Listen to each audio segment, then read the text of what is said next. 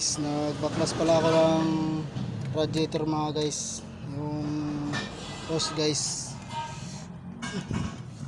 kasi lumatagas guys yung mga kalawang guys. So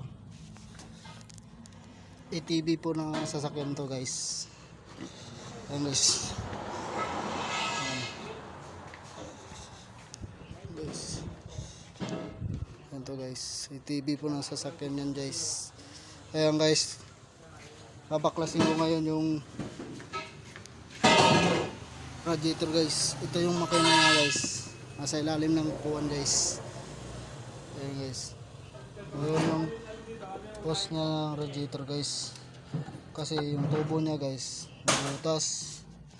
Ayan guys, gusto ko bubunutin yung hose at nasikwat ko na guys. Ito na yung guys, tuwa ko sa inyo guys. Ayan, bunot na guys, kasi kanina nagtaka tayo mabunot kasi may tornilyo pala dito, parang hawakan niya guys.